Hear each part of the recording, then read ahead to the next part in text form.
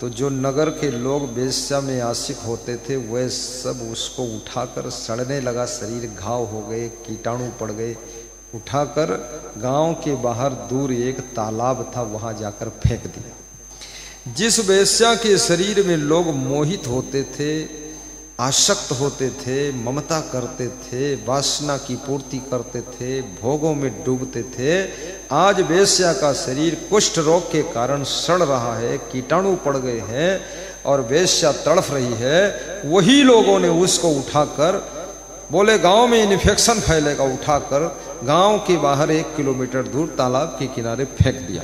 ये कितना स्वार्थी संसार है। इस बात से लड़कियों को सोचना चाहिए। ये जो चंचल लड़के तुमको आकर्षित करने को कोशिश करते हैं, आकर्षित करूं, आकर्षित मत होना, क्योंकि जब तक तुम्हारे शरीर में चमक दमक है तब तक ही ये तुम्हारे यार बनेंगे, प्यार करेंगे। जिस दिन शरीर में कोई बीमारी आ गई ये सब छोड़ के न जाने किधर चले जाएंगे। ऐसे लोग हैं जैसे गन्ना को चूस कर चूर डाल देते हैं, ऐसे तुमको चूस कर चूर जैसा डाल देंगे, कुछ नहीं है।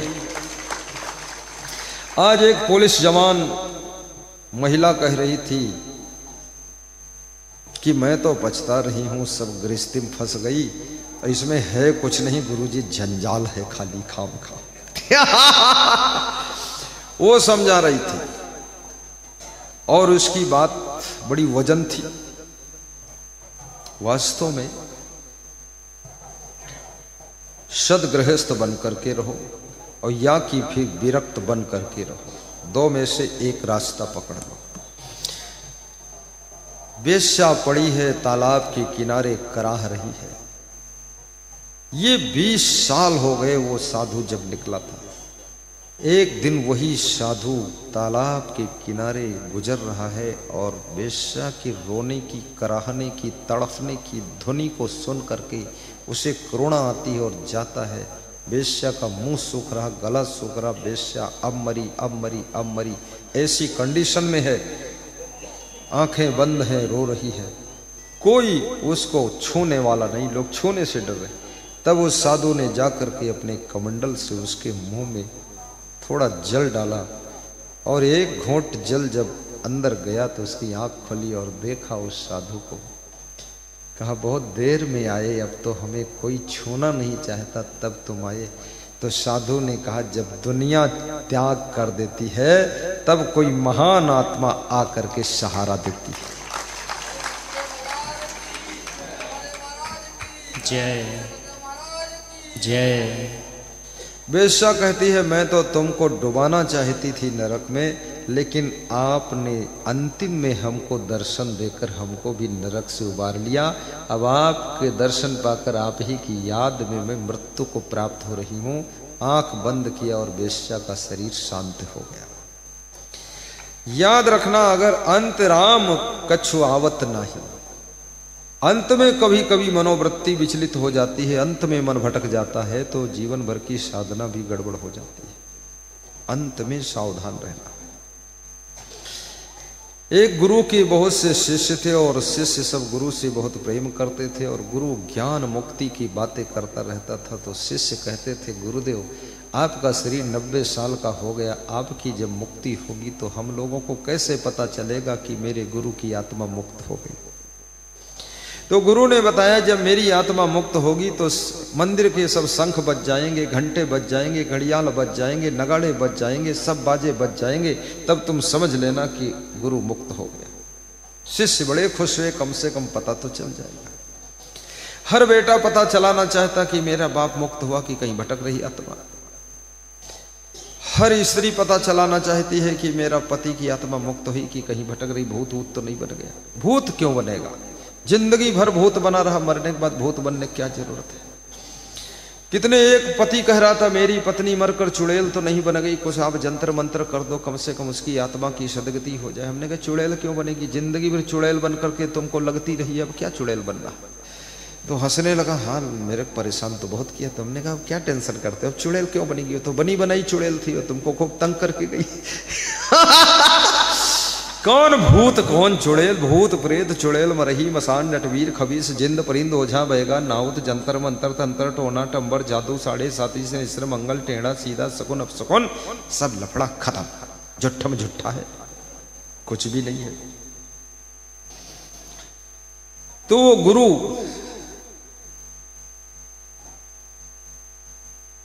जब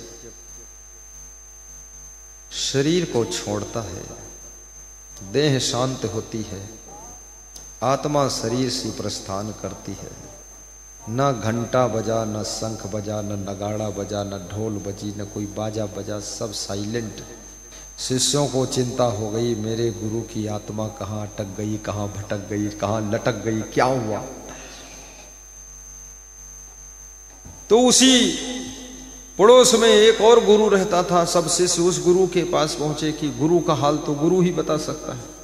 उन्होंने प्रश्न किया, भाई हमारे गुरु ने कहा था जब मैं मरूंगा, शरीर छोड़ूंगा, देह का त्याग करूंगा, मेरी मुक्ति होगी तो शंख बजेगा, घंटा बजेगा, घड़ियाल बजेगा, नगाड़ा बजेगा, ढोल बजेगी। तो कुछ बजा ही नहीं, न मंजीरा तक नहीं बजा, अरे एक पायल भी नहीं बजी। बोले अरे तो मेरे गुरु की आत्मा कहाँ लटक गई, कहाँ भटक गई, कहाँ अटक गई, जरा तुम बताओ ध्यान लगा कर। तो वो गुरु हंसा और चिमटा लेकर के उठा और कहा, चलो बताता तेरा गुरु कहां पर शरीर छोड़ा है। तो एक बेर का पेड़ था, बेर के पेड़ के नीचे खाट पड़ी थी, उसी खाट पर उनका शरीर छूटा था। अब ये दूसरा गुरु भी चिंता में फंस गए, यार पता कैसे लगाऊं, अगर पता लगा कर बता दूंगा तो इसके चेले सब मेरे चेले बन जाएंगे। गुरु लोग भी इस चक्कर में रहते हैं कि दूसरा गुरु मर गया तो उसके चेले हमारे में आ जाए तो अच्छा। ध्यान लगाया, देखा तो कहा ये जो फल लगा है इसको तोड़ो जरा। एक बेर का फल लगा था पका पका, उसको तोड़ा और कहा तोड़ो फिर इसको फोड़ो। तो फल को फोड़ा तो उसमें से एक कीड़ा चटक के कूद कर निकला और जमीन पर गिरा और तड़फ कर मर गया।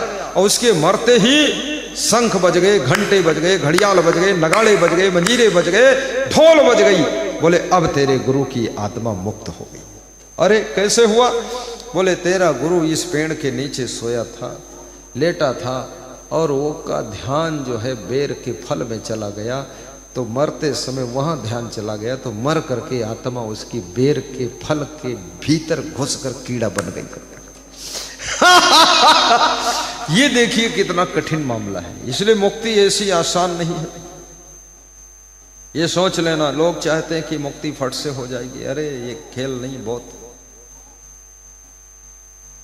मुक्ति प्राप्त कर। यदि मुक्ति दिल से तुम चाहते हो तो संसार से मन हटाना पड़ेगा।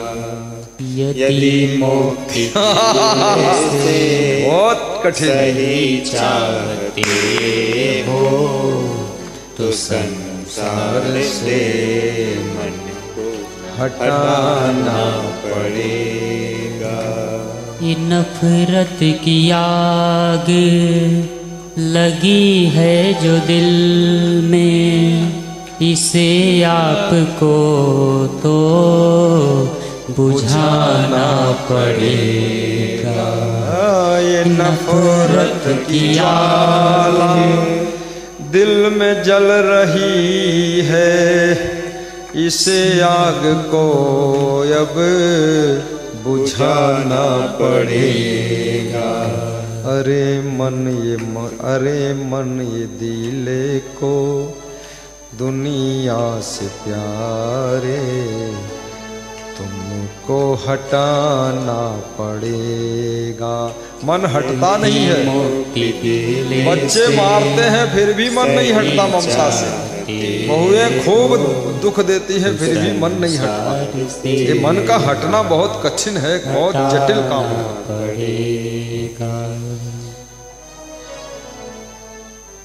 मुक्ति वासनाओं से मुक्त होना है, ममता से मुक्त होना है।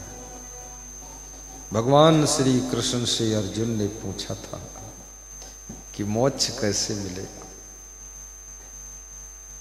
भगवान कहते हैं अर्जुन, निर्माण मोहा जित संग दोषा अध्यात्म नित्या विनिवृत्त कामः द्वन्द्वैर्विमुक्तः सुख दुख संगैः गच्छन्ति यमूढा पदम् अव्ययं तत् गच्छन्ति यमूढा पदम् अव्ययं तत्। मोक्ष पद को अव्यय पद भी कहते हैं। अव्यय मतलब जो खर्च ना हो, जो घटे बढ़े ना, वो अव्यय होता है। ये अव्यय पद है।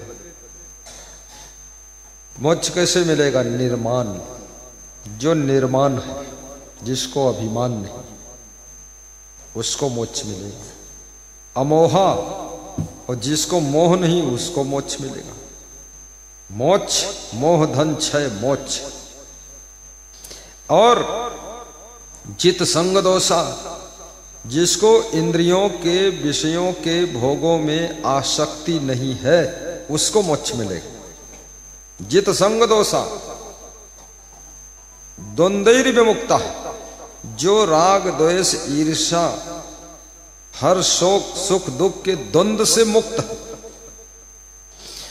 सुख आता है, दुख आता है, हर्ष होता है, शोक होता है, विषाद होता है, ये राग द्वेष का द्वंद्व जिसके दिल में नहीं। राग द्वेष वियुक्त विषयान इंद्रियश्चरण आत्मवशैर विधे आत्मा प्रसादम अधिगच्छति, उसको परम शांति परम मोक्ष प्राप्त होता। राग द्वेष खत्म। राग द्वेष कैसा होता है? जिससे राग हो जाता है उसके अवगुण नहीं दिखते हैं, अवगुण भी गुण जैसे दिखते हैं। और जिससे द्वेष हो जाता है उसके गुण नहीं दिखते, उसके गुण भी अवगुण के रूप में दिखते हैं। बस राग द्वेष की यही पहचान है।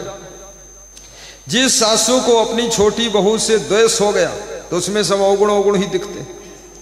और बड़ी बहू से राग हो गया, ममता हो गई, तो बड़ी बहू देर तक सोती है तो कहती है अरे देर तक काम किया था इसलिए सो रही, थोड़ा थक गई, सोने तो कोई बात नहीं।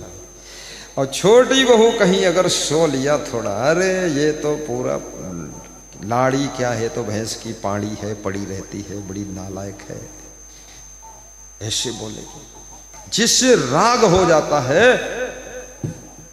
उसके अवगुण भी गुण के रूप में दिखाई देते हैं, और जिससे द्वेष हो जाता है उसके गुण भी अवगुण के रूप में दिखाई देते हैं। धृतराष्ट्र को मोह हो गया था, राग हो गया था दुर्योधन से, इसलिए दुर्योधन का एक भी अवगुण उनको नहीं दिखता था, सब गुण ही गुण दिखते थे। इसी में हस्तिनापुर की हस्ती का विनाश हो गया था। यथार्थ दृष्टि, जैसा का तैसा देखना, दिव्य दृष्टि इसको कहते हैं। धृतराष्ट्र को बार बार दिव्य दृष्टि, यथार्थ दृष्टि देने की कोशिश विदुर जी कर रहे हैं, लेकिन धृतराष्ट्र बाहर के नेत्रों से अंधा होने के साथ साथ भीतर से भी मोह में अंधा है। अंधे कई प्रकार के होते हैं, मोह में अंधे होते हैं, कुछ लोग उनको मोहांध कहते हैं। जो काम वासना में अंधे होते हैं उनको कामांध कहते हैं। काम वासना में जो अंधा हो गया अपने माता पिता का भी वध कर देता है, भाई बहन को भी मार डालता है और दूसरों की भी हत्या कर देता है, बिल्कुल पागल कुत्ता समझो उसको, तो कामांध है। और लोभ में जो अंधा होता है तो लोभ के कारण मर्डर कर देगा और क्या क्या कर देगा, लोभांध उसको कहते हैं।